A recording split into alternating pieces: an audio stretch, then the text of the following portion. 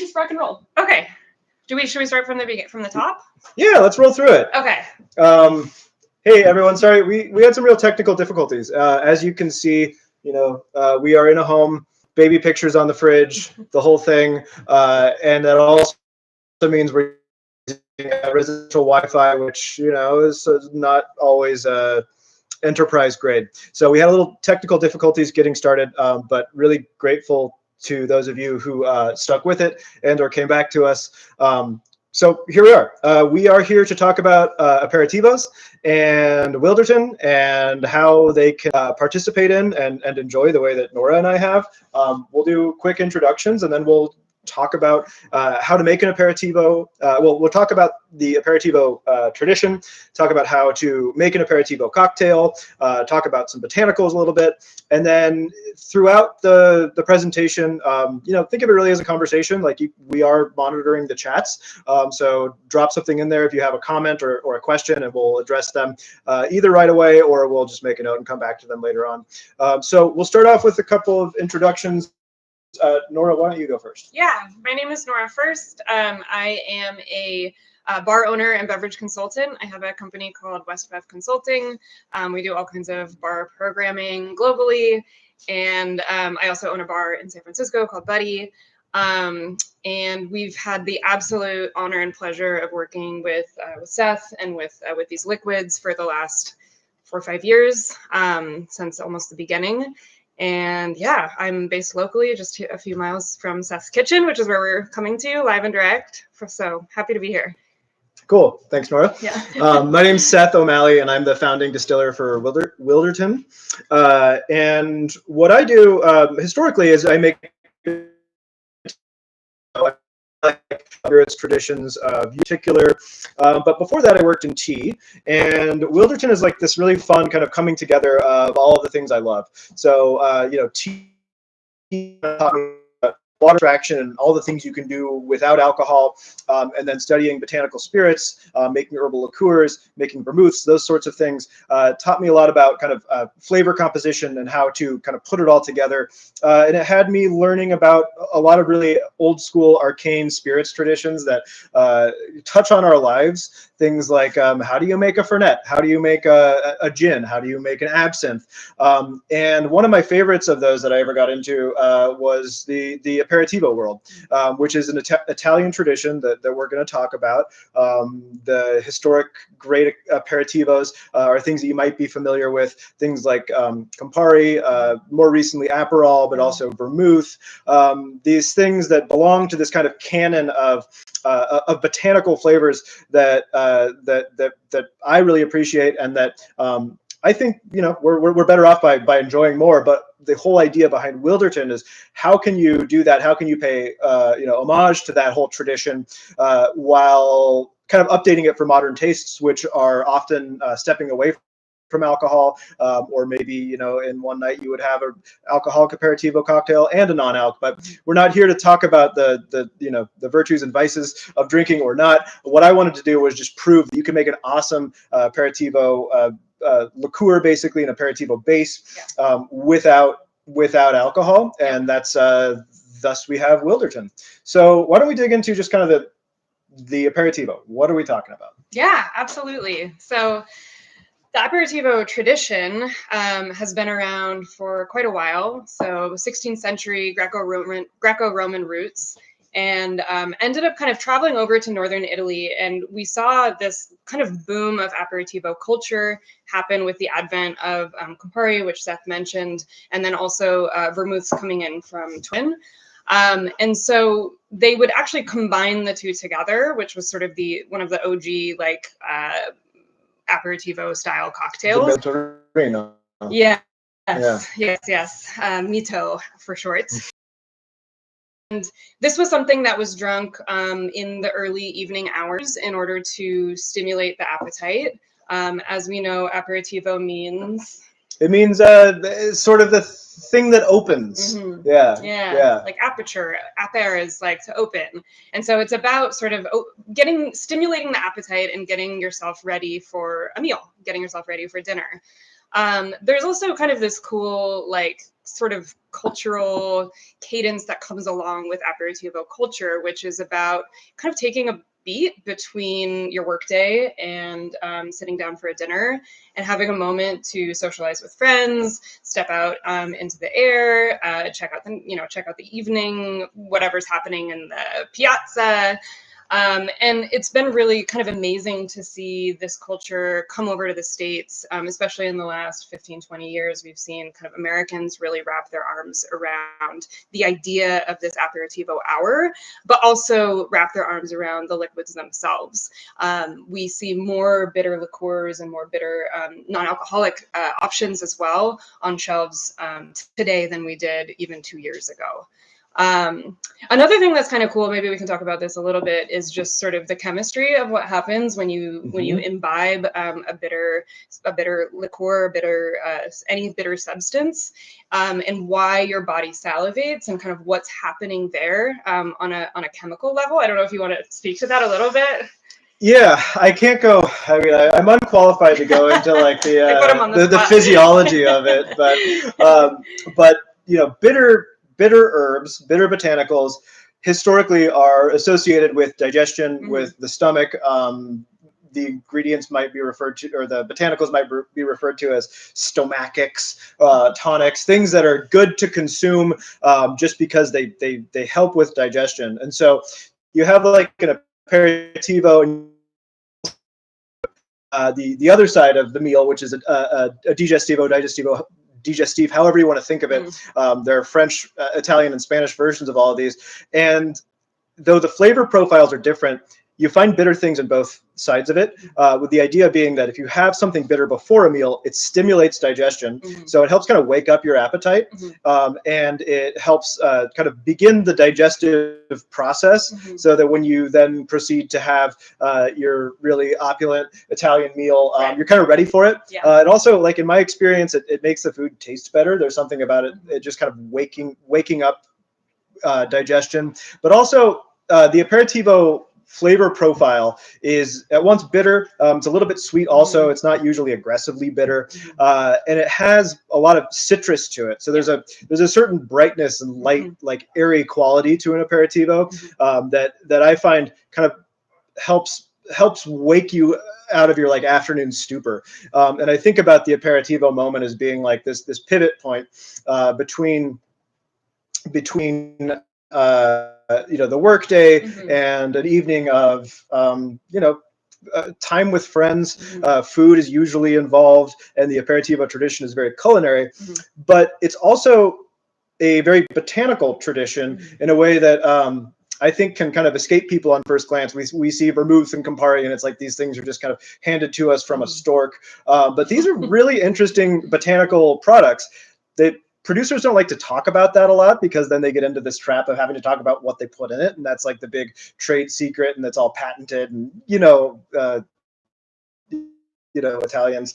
But what you learn is that the original aperitivo arguably is vermouth, and vermouth comes from the German word for wormwood, and wormwood is the main ingredient in it. We use it in ours, and there's just this whole like bevy of really interesting botanicals that come from all over the world. So like the situation in northern Italy, like where these aperitivos like come from originally, it's like you've got the Alps on one side, so there's kind of this like foraging sort of like locavore element to it, where they're harvesting bitter herbs and really interesting things that grow in temperate or alpine climates right there. But they're also really close to like Genoa and these trading centers where you have things coming in from the Silk Road, and all of these really unusual, exciting spices. So they're very cosmopolitan on the one hand, while also having like a foot in where they come from, and the result is just these really,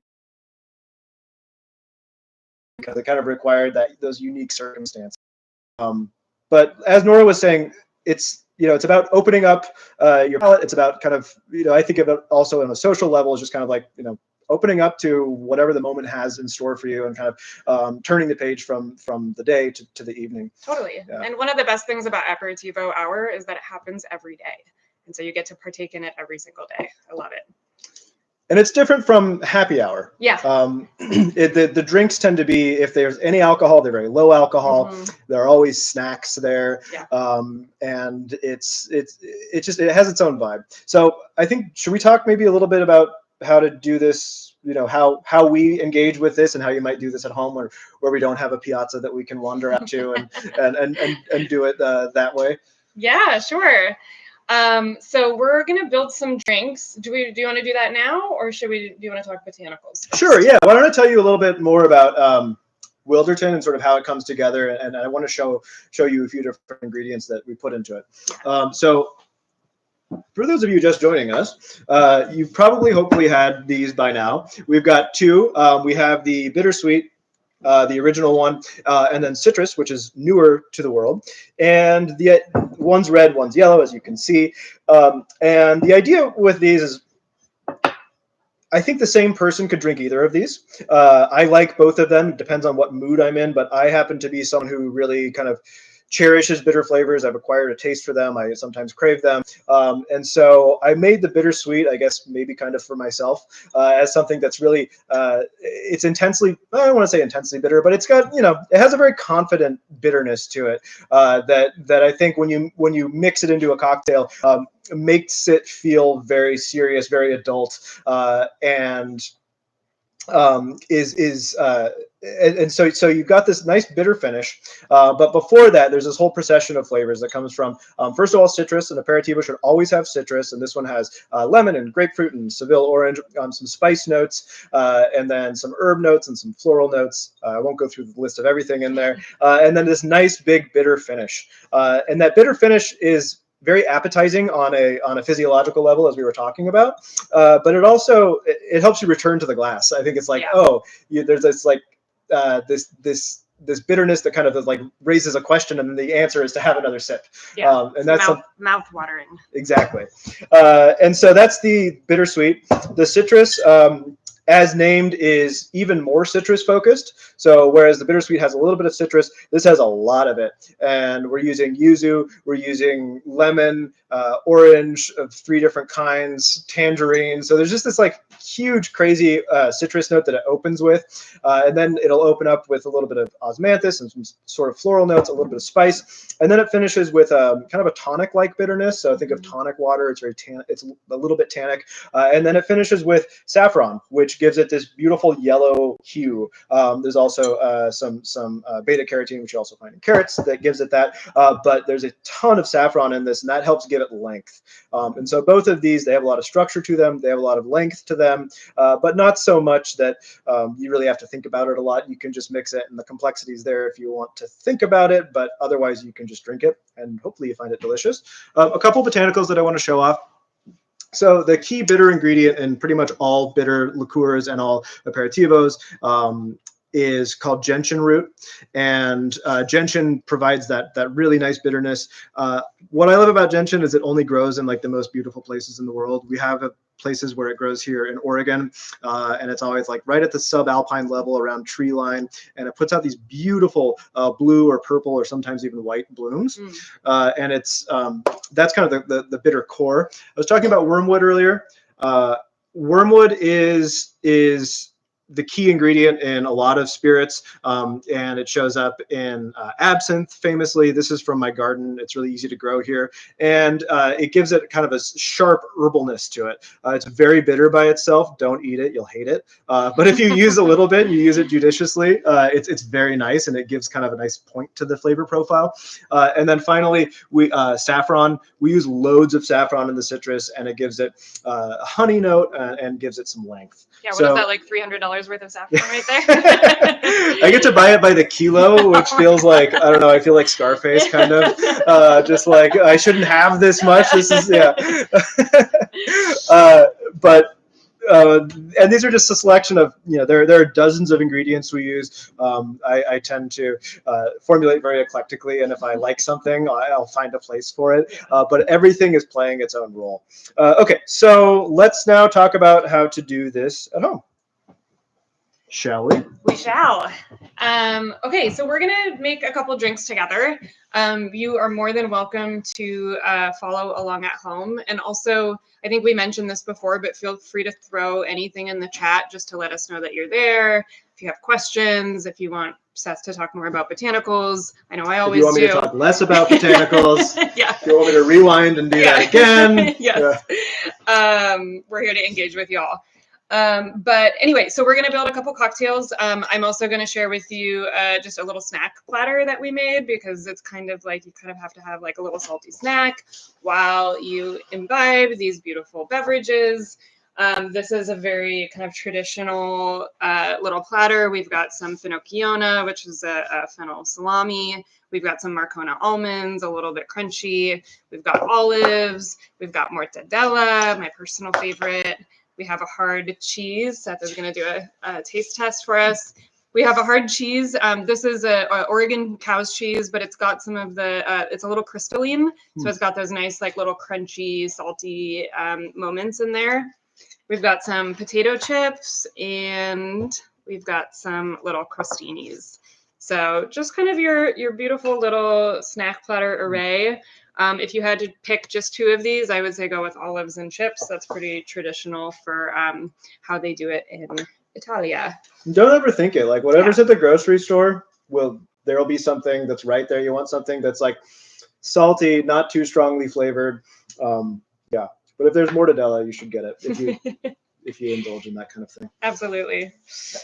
Cool. Okay, so we're gonna make a couple drinks, and I think we're gonna start with a spritz.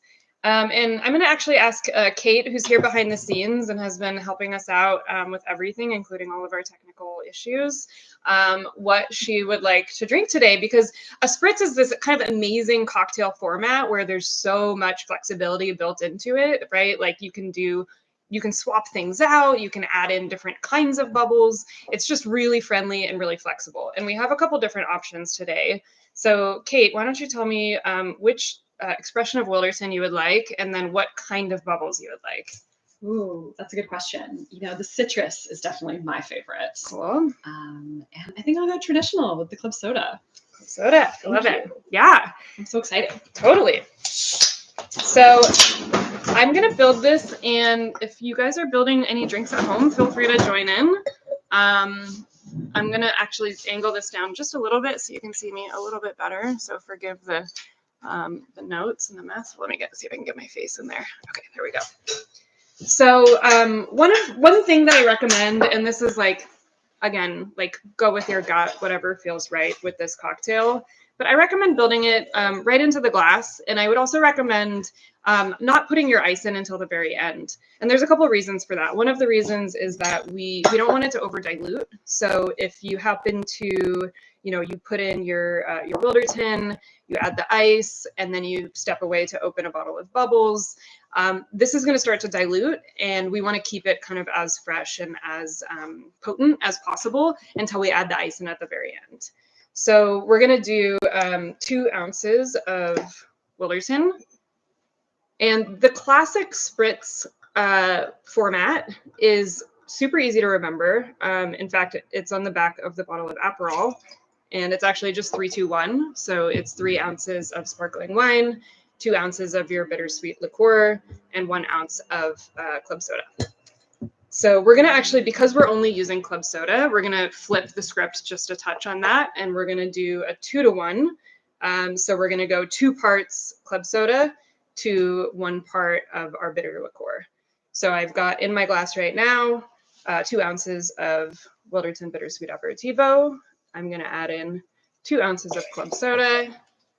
And, I'm jiggering because I am doing this on camera. But if you're at home, feel free to just kind of free pour. You can eyeball it. You can use, a tablespoon measure. You can use whatever you have around the house. You don't have to be as proper as I am. And then I'm going to hit it with my ice. So as I mentioned, stuck in there.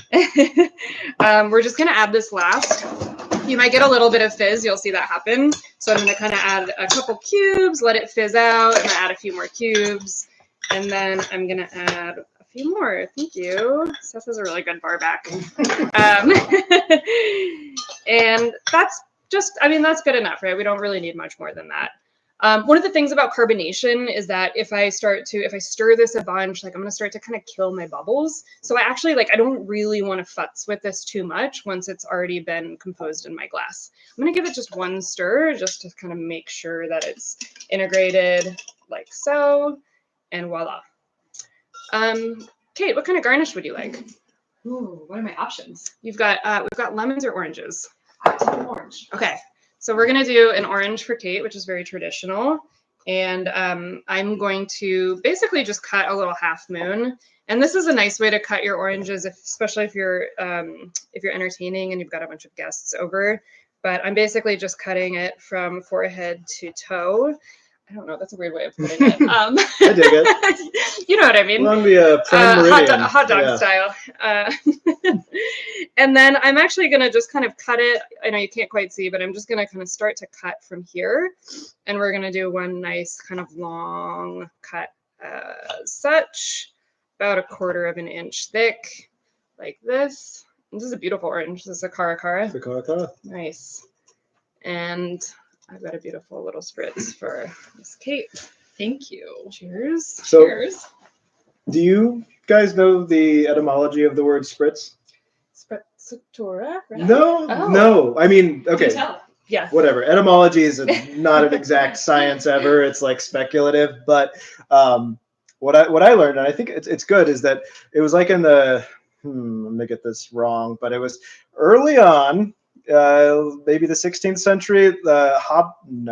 Anyway, the Austrians were invading northern Italy, and Austrians are beer drinkers, and so you had all these damned like Austrian invaders, and they found the wine in Italy too strong. So they would add I don't remember the full word, but it starts with spritz, basically. They would add a spritz of water to the wine to make it suitable to their Austrian tastes that couldn't handle their full strength wine. And so it was just like wine with water added to it. But of course, back then there was no ice. So the spritz, ironically, was a totally dry drink. It's wine with water.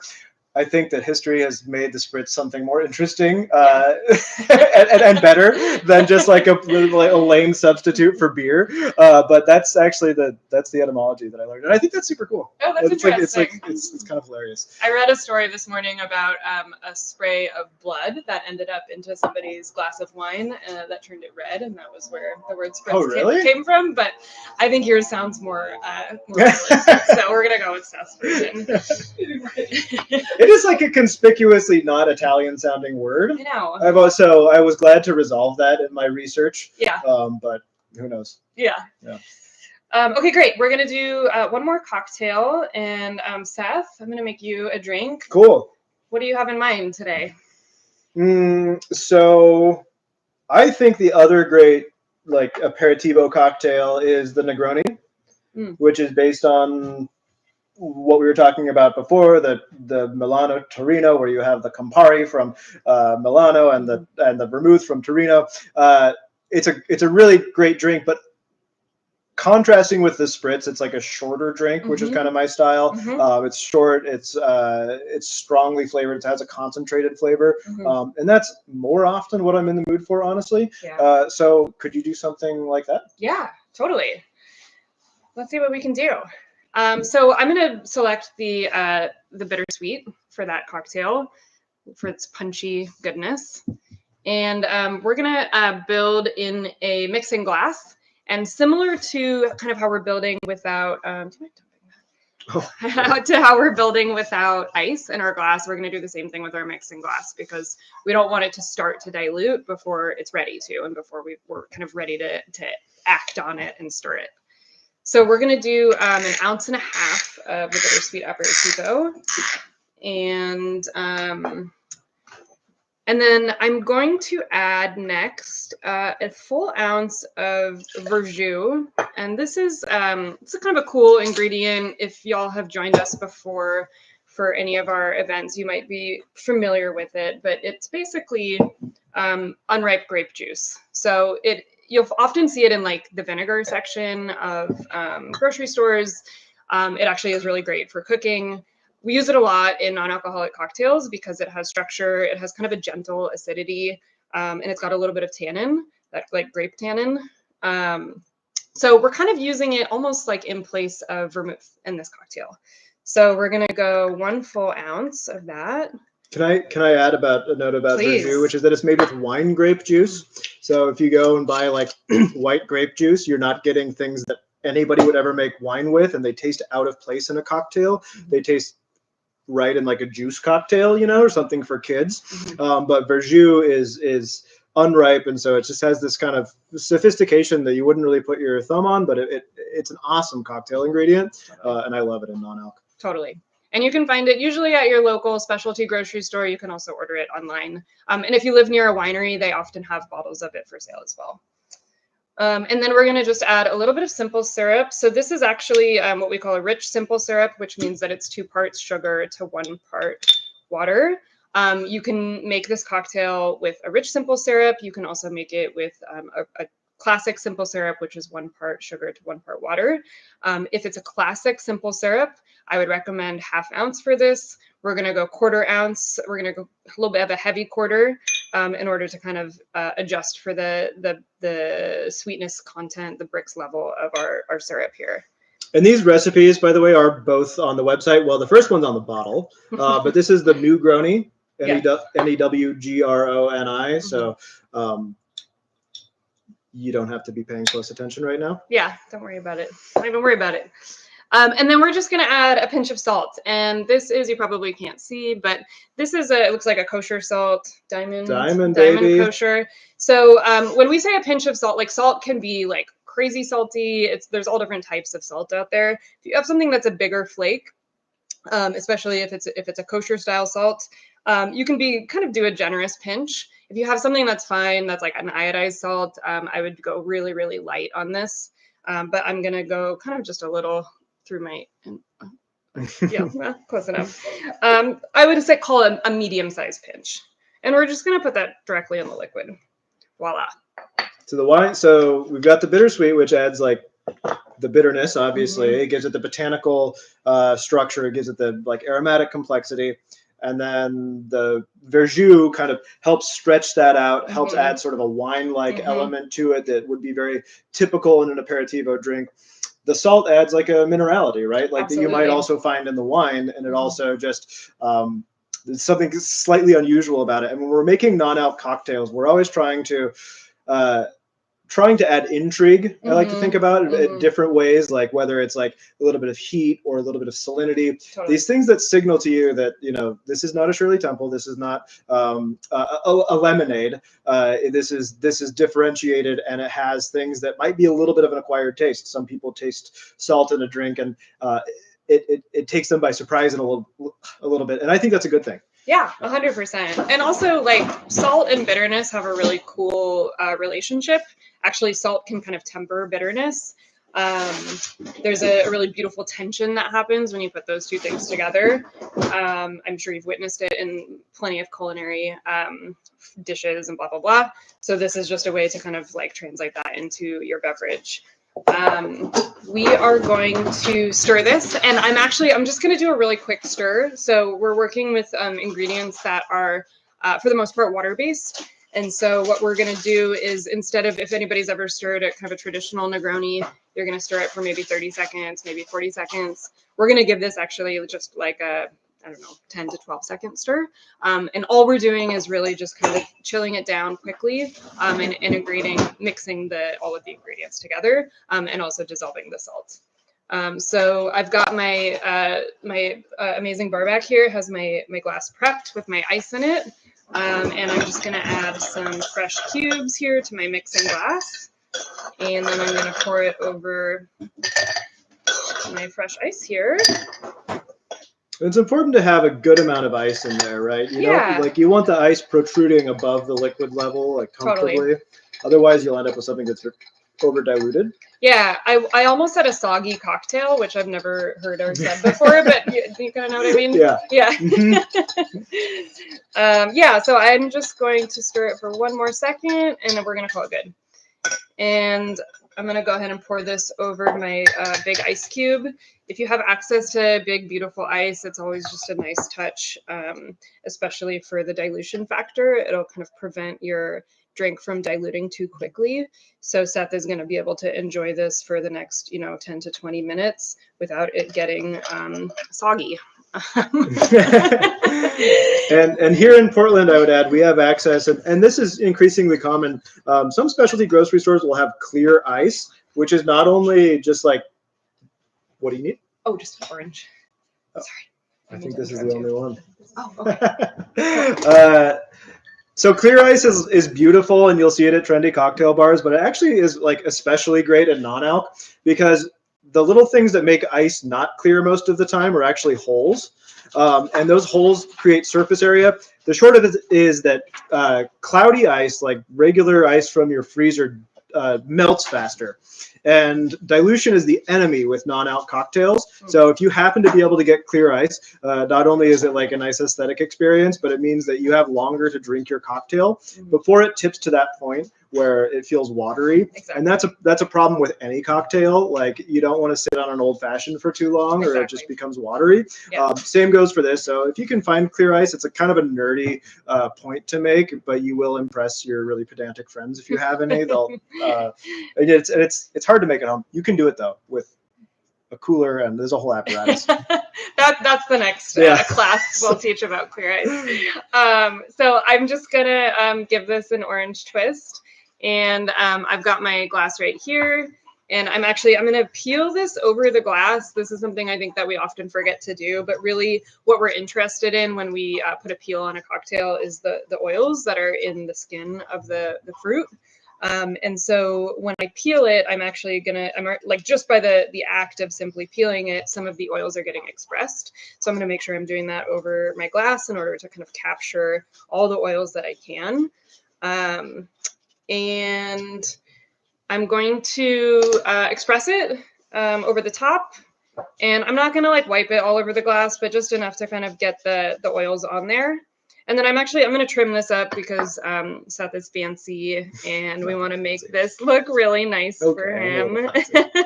And all I'm doing, which you probably can't quite see there, but I'm just cutting the edges off, and then I'm going to cut the short end on a bias, and that means that it's just an angle and it kind of matches. So I have this really pretty, just kind of clean looking peel, and then I'm going to give it a twist like so, and I'm just going to perch it here on the edge of the glass.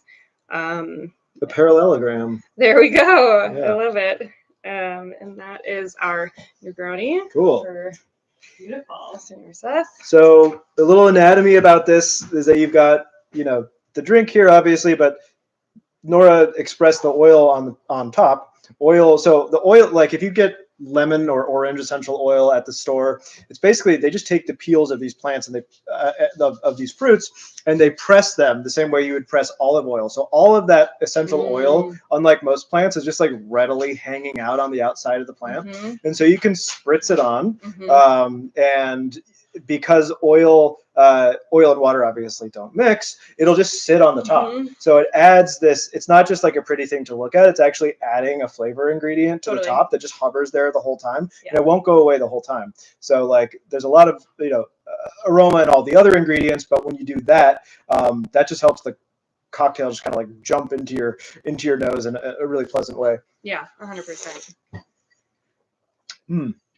Wow. Yeah. Yeah, it's so good. Okay. It's really, really good. So Negroni is one of my favorite drinks, and this is one of the better Negronis I've had anywhere. Yeah. So, nice job, Nora. Thanks. I'm using a good ingredients. I think that kind of sums up at least the cocktail portion and the sort of enjoying at home. I guess like maybe the most important takeaway here is like Aperitivo hour and building these cocktails at home. I know I just spewed out a whole bunch of things of like do's and don'ts, but like it's really just about the occasion, and it's about taking a moment to relax and like engage with the people around you, or like have a moment to yourself after a long day. And so, like that moment, these cocktails have a lot of flexibility built into them. The spritz especially, it's just a really fun space to play with. I just made myself one yesterday with my mom with a non-alcoholic IPA and the bittersweet Aperitivo, and it was delicious. So it's a super low-key thing. Like it comes Totally. to us here and we're like, ooh, that sounds European and fancy. But it's not like French haute cuisine fancy. It's No. like you will impress people because like there's so much complexity built into the ingredients already, but the actual what it asks of a host is very, very little. So like it's my go-to. I like to have people over for I like to host people for dinner parties like fairly often, and like this is kind of the no-brainer part where it's just like sometimes I'll even have people make it themselves. I'll just tell them the recipe on the fly, but it's super easy. I think if you get a couple of those under your belt, so like the spritz and the Negroni, then the rest is just like regular hosting stuff. Like put on music for sure. That's the one thing missing right now is we don't have like some good vibes. Have some snacks out. Don't overthink it. And it will come off as effortless. Sprezzatura, like you were saying. That's what it's all about. Yeah, and I think also just to kind of like piggyback on that a little bit, maybe sum up this portion. There's a lot of opportunity for large format when you get to these style of cocktails. So if you're having guests over for like multiple guests and you don't want to be stuck making cocktail after cocktail after cocktail, the Negroni is really easy to batch and put in a bottle. I'm sure we can send you a recipe specifically for that. I actually have a bottle of Negroni at home at ready at all times in my fridge, just in case somebody comes over and wants one. Which is super mid-century, right? Like Totally. You remember like the pictures of martini that people like stopped making? Like why? I know. Like our so grandparents had those and that's still a good way to go. Yeah. Yeah. And same with the spritz, you can build it in a pitcher and just be a little bit careful with your dilution, but it'll last for a while. Cool. Well, if anyone has any questions, speak now or forever be left wondering, or hit us up at info@wildertonaperitivo.co. We changed our URL recently. Oh, are you wearing orange? Wow, that is such a nice touch. The orange earrings. Sorry. Oh yeah. And we'll see you at the next one. Thanks, Nora. Thanks, Kate. Thank you.